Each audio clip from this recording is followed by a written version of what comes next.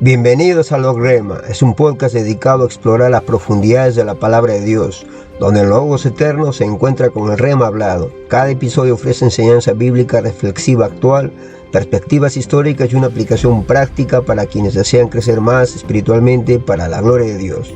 Mi nombre es Fernando Ramos, acompáñanos mientras escuchamos, aprendemos y vivimos el Logos que aún habla. Empecemos.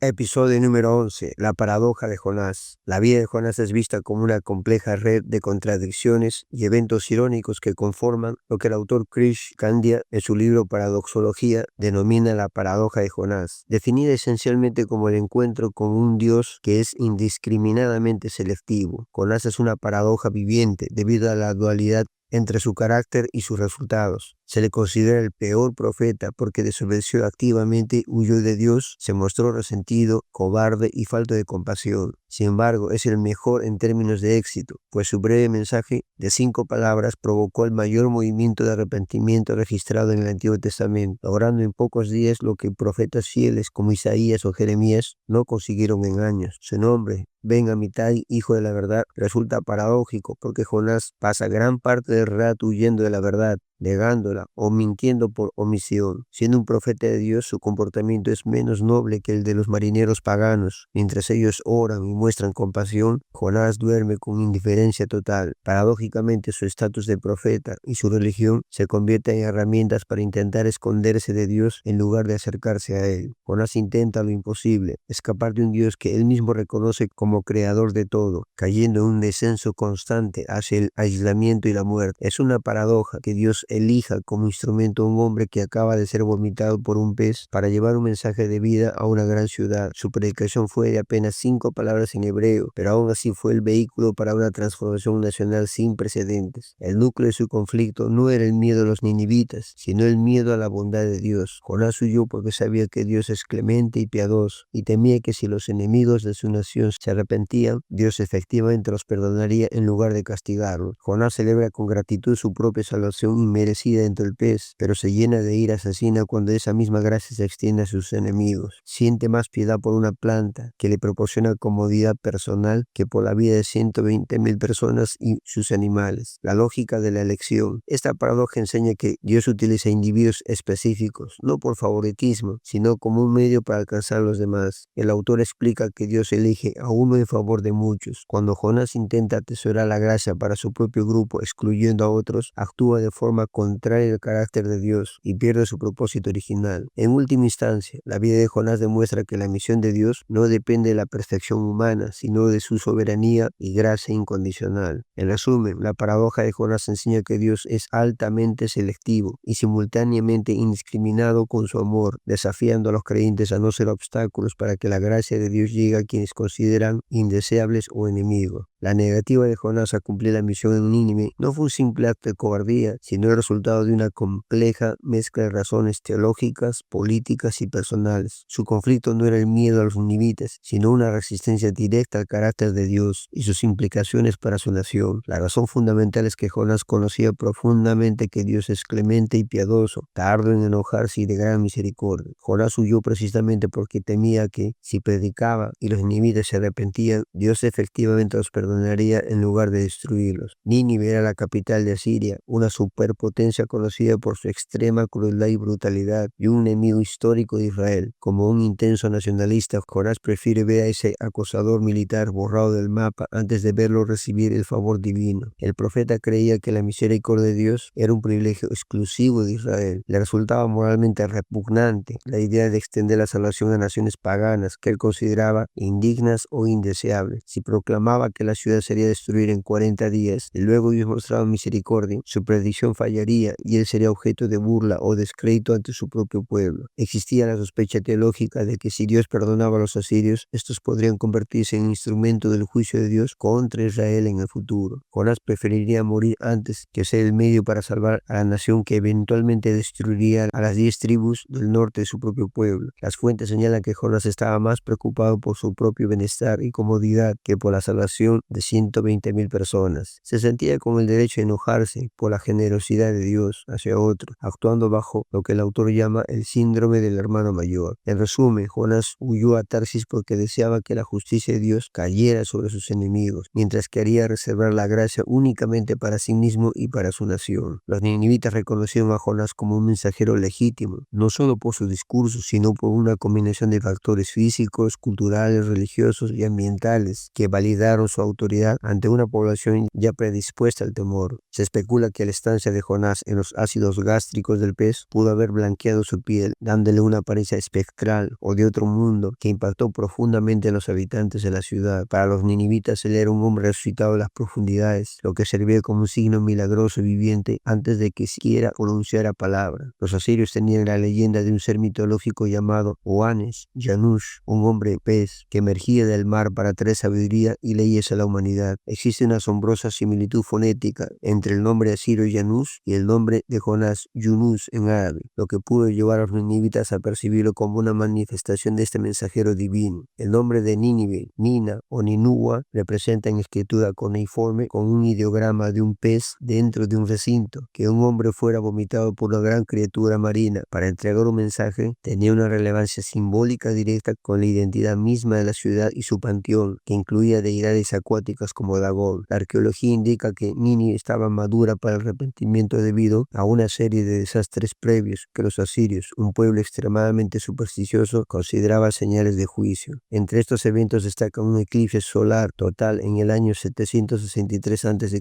un presagio de perdición en su cultura, y una hambruna prolongada. Algunas teorías sugieren que los marineros del barco donde Jonás huyó pudieron haber llegado a Nínive antes que él, difundiendo la historia de su milagrosa supervivencia y preparando el terreno para su llegada. La experiencia de Jonás dejó una huella tan profunda que la monarquía siria, empezando por Tiglat-Pileser III, comenzó a conmemorar la figura del mensajero pez en sus muros palaciegos, como un recordatorio del evento que salvó la ciudad de la destrucción. Dios perdonó a la ciudad de Nínive bajo el ministerio de Jonás porque la ciudad cambió sus acciones, se arrepintieron, pero la destruyó bajo el ministerio de Nahum, el profeta, porque la ciudad volvió a su corrupción 100 años después de la venida de Jonás, demostrando que cada generación debe responder al llamado de Dios de manera individual. El impacto más inmediato fue de carácter moral y testimonial. El arrepentimiento masivo y espontáneo de una ciudad pagana, con solo 5 palabras de advertencia, sirvió como un comentario mordaz sobre la terquedad de Israel, mientras que los ninivitas respondieron a una revelación mínima, 5 palabras. Israel había rechazado la revelación sustancial enviada a través de numerosos profetas como Amós y Oseas durante generaciones. En este sentido, Nínive se convirtió en el estándar que despojó a Israel de sus excusas ante Dios. Se sugiere que la advertencia de 40 días para Nínive era un espejo del destino de Israel. Se interpreta que el mensaje para Israel era: en 40 años Israel será destruida. Históricamente, el ministerio de Jonás se sitúa alrededor del año 759 a.C.